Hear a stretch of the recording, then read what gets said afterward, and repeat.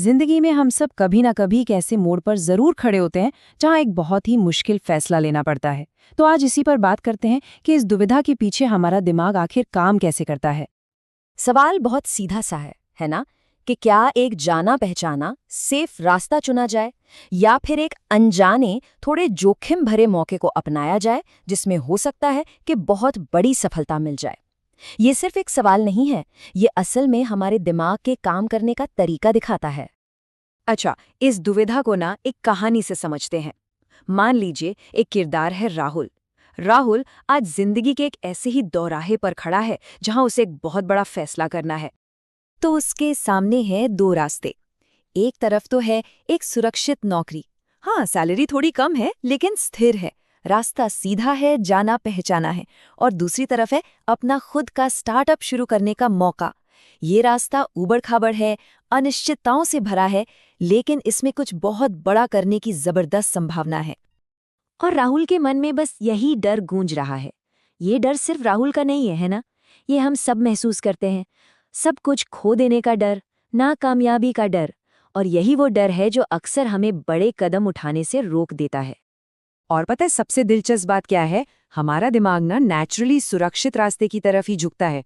हम संभावित बड़े फायदे के बजाय छोटे लेकिन पक्के फायदे को ज्यादा महत्व देते हैं। और इसके पीछे एक बहुत ही मजेदार मनोवैज्ञानिक वजह है। तो ऐसा होता क्यों है? हमारे इस व्यवहार के पीछे ना एक बहुत ही पावरफुल साइकोलॉजिकल प्रिंसिपल काम करता है, जो हमारे लगभग हर फैसले को प्रभावित करता है।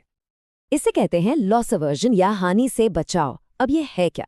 ये एक तरह का मानसिक झुकाव है जिसका सीधा सा मतलब ये है कि किसी चीज को खोने का जो दर्द होता है ना, वो उसी चीज को पाने की खुशी से कहीं ज्यादा महसूस होता है, बहुत ज्यादा। आप सोच रहे होंगे कितना ज्यादा? मनोवैज्ञानिक स्टडीज बताती हैं कि नुकसान का दर्द बराबर की चीज पाने की खुशी से लगभग 2 गुना ज्यादा पावरफुल होता है। जी हाँ, डबल। चलिए इसको एक सिंपल से उदाहरण से समझते हैं। मान लीजिए आपको $100 जीतने पर जितनी खुशी होगी ना, $100 खोने का दर्द उससे लगभग दुगना महसूस होगा।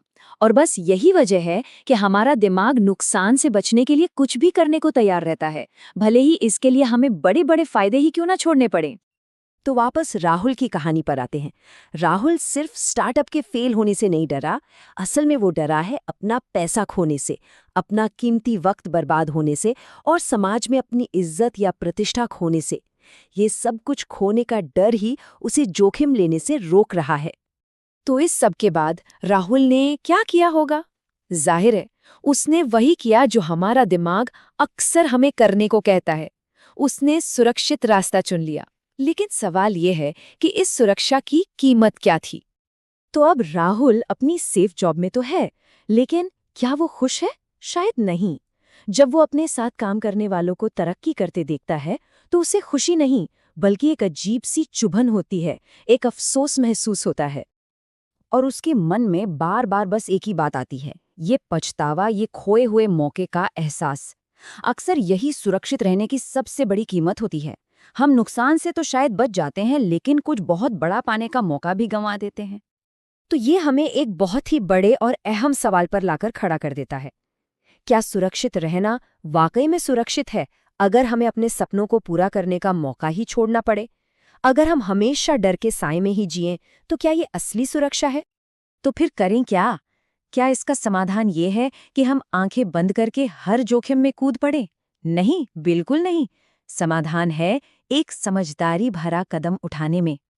देखिए, रिस्क लेने का मतलब ये बिल्कुल नहीं है कि हम लापरवाह हो जाएं। इसका मतलब है डर को समझना और उसे समझदारी से मैनेज करना।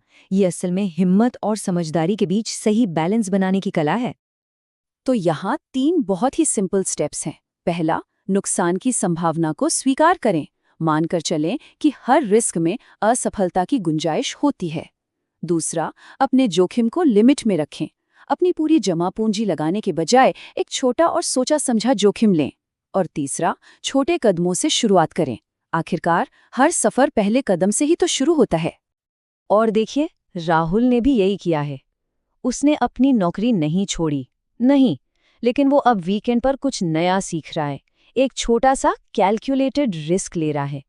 और उसके चेहरे पर अब डर की जगह एक कॉन्फिडेंस है, एक उम्मीद है।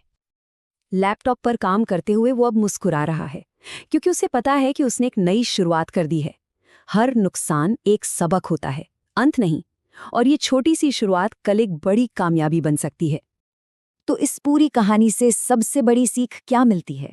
यही कि जिंदगी में डर हमें नए अनुभवों और बड़ी सफलताओं से रोक सकता है। इसलिए जोखिम जरूर लें, लेकिन समझदारी से। क्योंकि याद रखिए, कभी-कभी सबसे बड़ा जोखिम कोई भी जोखिम न लेना होता है।